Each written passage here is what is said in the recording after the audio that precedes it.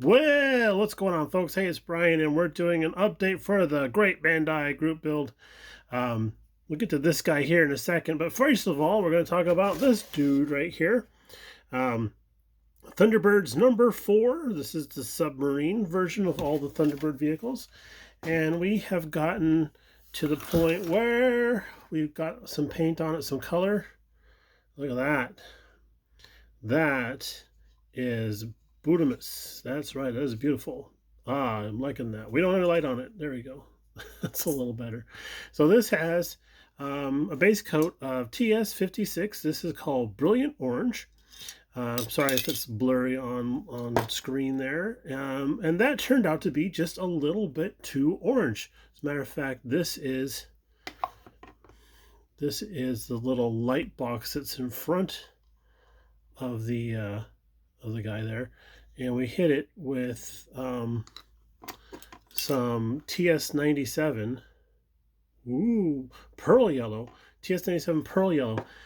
Gave that a couple of light top coats of that, and that gave us this beautiful satiny looking.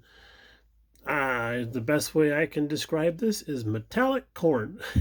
So, yeah. Anyway, I thought this would be a lot funner color to have on a lot more of a fun color to have on this guy here. So we're at the point now, and we had a wicked seam down the side. We had to get out the clamps and clamp it all up. We had to do putty work all down the side here and everything. We had to do putty work where the nose mounts on. Do a lot of sanding. You can still see there's still a little bit of a wave there. There was the Bandai mark pretty much stamped right in there. Sanded and filled that. And I guess I missed a couple little spots like here, sink marks right there. But mostly we're ready to go. So a few little things about this guy here. We have some decals to do the red bands that go around this bit here, and then around the lady fingers that attach to the top and sides, and then of course around the nose here. I'm not 100% sure these are going to work out well. I'm not, you know what? I'm loath to try them. I probably won't even try them. I might just use the script and the numerals, and I might just go ahead and paint on the actual bands and be done with it. With the kit came with transparent blue pieces for all the glass, and since there's nothing inside there, I thought about scratch building an interior and everything like that, but I thought, nope, I don't got time to do that, so ain't nobody got time for that. I decided to go ahead and just paint the inside of the cockpit glass. Painted it just a basic silver color. And I sort of like how that looks, type of thing. It makes me think of like when you go to airplane museums and stuff, how they'll kind of like have the windscreens and stuff blocked out or blacked out or something like that. I thought about painting it black. That I didn't think that was going to look so awesome because it had a blue tint to it. If it was a transparent clear color with no tinting to it at all, then yeah, it would have been cool to just do black. But since it had that light blue tinting to it, I thought, let's go ahead and try the silver. So I do like how that looks.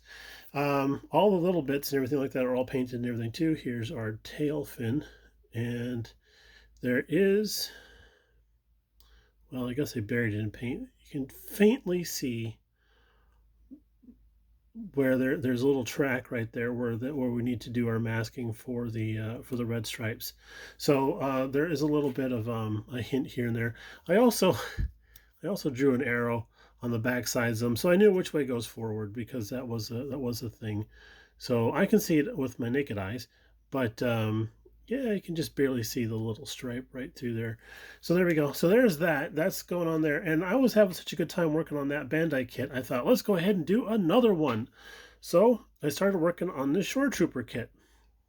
Voila. But we hit a problem. And this is something that I actually heard about from Interstellar Modeler on his channel about this time last year. I think it was when he did an episode about this. But Tamiya accent panel liner does not play well with Bandai plastic. A lot of times these Bandai kits are molded in color, so you can just go ahead and cheat and do some weathering on there, maybe a little bit of accent painting. You know what accent painting is when you get a brush full of paint and just do a little dab here while you go, ho, ho. That's accent painting. But anyway, I look forward to your comments. But this was all fully assembled, and I was just dabbing on the panel liner and stuff. And I set it aside because I let it dry a little bit, and I come back with a cotton swab and then unswab all that stuff. And then when I was doing that, chunks of plastic started just sloughing off. I mean, it wasn't like they snapped or anything. It was just like just falling off, and I'm like, what is going on? These right in here, you can see a little pin. That's the backside of the shin guard.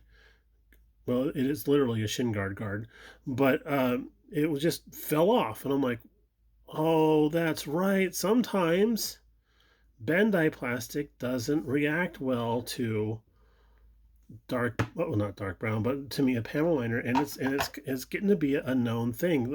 I've heard stories through Interstellar Modeler's channel about people who have done Star Wars vehicles, and I usually do Bandai Star Wars stuff, and they said that they've had stuff that they would just use the panel liner over the raw plastic, and they would put it on the shelf, and then a month or two or 6 months later, they go back and to look at their model and it's split or chunks have fallen off of it or something like that. I'm like, that is insane. I don't know what this styrene is.